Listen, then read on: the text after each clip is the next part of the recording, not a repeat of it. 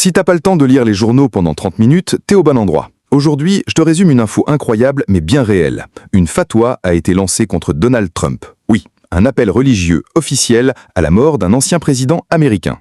Et ce n'est pas qu'une menace en l'air. Derrière, il y aurait une cagnotte de plusieurs millions de dollars.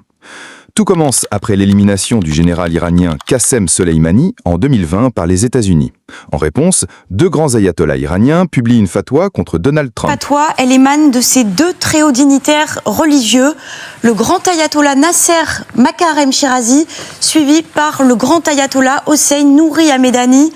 Leurs décrets religieux, ces fatwas, ont été publiés au lendemain des frappes américaines contre l'Iran. Elle vise Donald Trump et le Premier ministre israélien Benjamin Netanyahou. La première exhorte les musulmans du monde entier à leur faire regretter leurs paroles et leurs actes. La seconde confirme ce message et déclare que toute personne menaçant Khamenei doit automatiquement être visée par une réponse dure et écrasante. Trump, lui, répond comme d'habitude, avec un mélange d'ironie et de provocation. It's been a long time. It's been a long time. I don't know. Maybe I was around 7 or so. I'm not too big into it. Yeah, I guess it's a threat.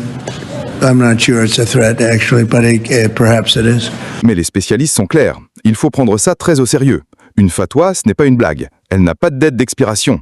Salman Rushdie en est la preuve.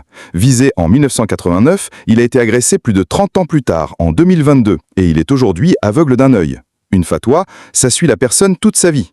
Et cette affaire ne s'arrête pas là. Pendant ce temps, l'Iran détient aujourd'hui 3 otages français. Parmi eux, un jeune cycliste de 18 ans, arrêté après avoir ignoré les consignes du ministère des Affaires étrangères.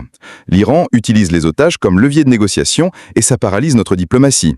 Le problème, c'est qu'en tant que démocratie, on ne peut pas répondre de la même manière que les dictatures. On respecte le droit, eux non. Alors qu'est-ce que cette histoire nous montre ? D'abord, que certains régimes, comme celui d'Iran, utilisent la religion pour faire passer des messages de guerre. Ensuite, que les démocraties sont souvent impuissantes à répondre efficacement. Et surtout, que la menace ne vient pas forcément d'un État, mais parfois d'un seul individu fanatisé, prêt à agir. Si toi aussi, t'as pas le temps de suivre tous les journaux télévisés, mais que tu veux quand même comprendre ce qui se passe dans le monde, ici je te résume l'essentiel, vite et bien. Alors abonne-toi, c'est gratuit et tu seras toujours au courant.